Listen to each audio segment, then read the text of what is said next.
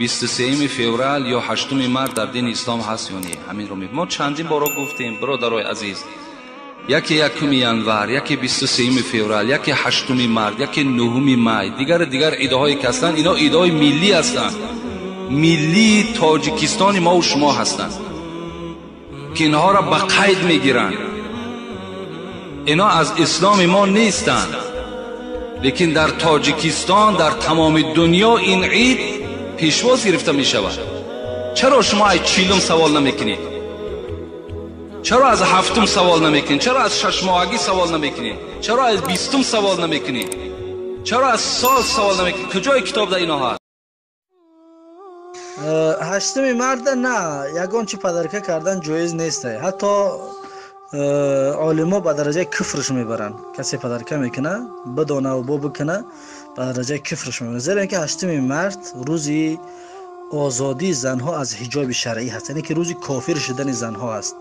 امروز هر کسی که یک زنه که تبریک میکنه برای 8 مارس که مبارک شود روز عیدت، معناش همین است که مبارک شود کافر شدنت، که تو در این 8 مارس کافر شدی، در 8 مارس حجاب شرعی را از سرت پرتافتی، در 8 مارس تو مرتد شدی، در 8 مارس از اسلام روی گردانیدی، در 8 مارس از قانون الله روی گردانیدی، از 8 مارس تو از یک موحده بودن بیرون شدی. معناش همین است 8 مارس. برای همین خاطر در 8 مارس هیچ کسی را نه تبریک بکنید و نه تحفه بدید، هدیه و نه هیچ چیزی دیگه. یگان چیز سنتیه، زیرا اینکه از احترام اونها دا دیده احترام شرع بالاتر است، احترام ایمان ختم بالاتر هست. از اون زنها خفه شود اندیو، لیکن شما ایمانتون از دست نتید. برای همین خاطر هیچگاه نه تحفه شما بکنید نه تبریک شما بکنید، هیچ چیز نی.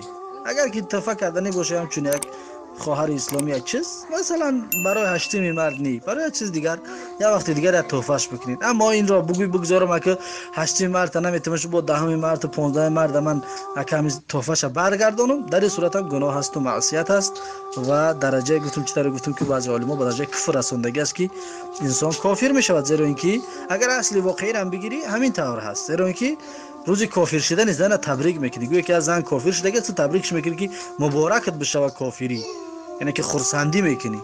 برای همین خاطر از این مسئله بسیار متوجه باشین و بسیار دور باشین. امروز دیگر مردم ما نام دیگرش میمونه گویا روزی عید مادران، عید زنا و نمیدونم چی همه این دروغه، همش دروغه. یگانه این عیدی کافر شدن زنهای مرتده هست، این عیدی کافر شدن و روی گردانیدن زنهای هست که حجاب شرعی فرمان الله را قبول نکردن و دموکراتی و آزادی از حجابشون اعلان کردند و شرمنده و شرمسار شدن که تو امروز خار و ذلیله شده هستند که میبینی شما که به مثل قنفیتی پوست کردگی بری هر کس میتونه نول میزنشون. سببش انا همین 8 مارس بود. سبب یعنی همین به عزتی زنهایی که امروز به عزت شدگی هستند انا همین 8 مارس است. تا پیش